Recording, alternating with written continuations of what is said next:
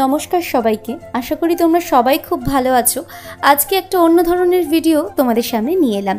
রামনবমী উপলক্ষে চারিদিকে উৎসব অনুষ্ঠানে মানুষ মাতোয়ারা এবং অযোধ্যায় কিভাবে রামনবমী পালিত হচ্ছে তারই কিছু ছোট অংশ তোমাদের সাথে শেয়ার করব।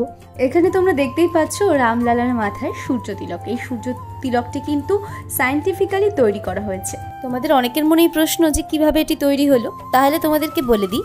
এখানে কিন্তু 4টি লেন্স আর 4টে মিরর ব্যবহার করা হয়েছে। এখানে একটা পিতলের পাইপ রয়েছে, সেই পিতলের পাইপের ভেতরে একটা নির্দিষ্ট অ্যাঙ্গেলে এই 4টি লেন্সকে রাখা হয়েছে এবং সেভাবে মিররগুলোকে রাখা হয়েছে, এবং যার ফলে এই যে সূর্য রশ্মিটা রয়েছে এবং সেটি সরাসরিভাবে রামলালার কপালে গিয়ে পড়ছে, যার ফলে সেটিকে সূর্য তিলকের মতো মনে হচ্ছে।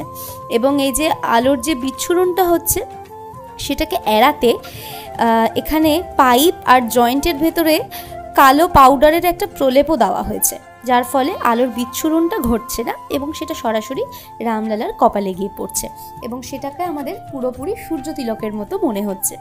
তো সব কিছুর পেছনেই সায়েন্স জড়িত। সায়েন্স ছাড়া কিন্তু কোনো কিছুই সম্ভব নয়। আমরা হয়তো অনেকেই ভেবেছি যে এটা হয়তো ঠাকুরের আশীর্বাদ বা লীলা, একদমই নয়। ঠাকুরকে অবিশ্বাস আমি করি না, কিন্তু কিছু কিছু জিনিসের পেছনে অবশ্যই সায়েন্স থাকে এবং সেটাকে আমাদের ভেবে দেখা উচিত যে কেন হচ্ছে, কী জন্য হচ্ছে।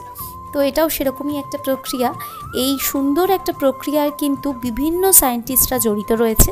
তাদের মধ্যে রয়েছে CBRI, রুরকি এবং ইন্ডিয়ান ইনস্টিটিউট অফ অ্যাস্ট্রোফিজিক্স এবং ব্যাঙ্গালোরের প্রচুর সায়েন্টিস্ট, যারা একসাথে মিলিতভাবে এই সুন্দর একটি রূপকে বাস্তবায়িত করেছে আর এত সুন্দর একটা রামলালার মূর্তি আমরা দেখতে পাচ্ছি।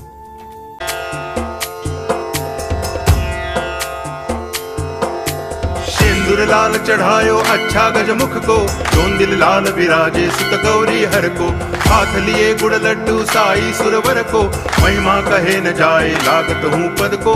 जय देव जय देव जय जय जी गणराज विद्या सखदाता, धन्य तुम्हारो दर्शन मेरा मन रमता।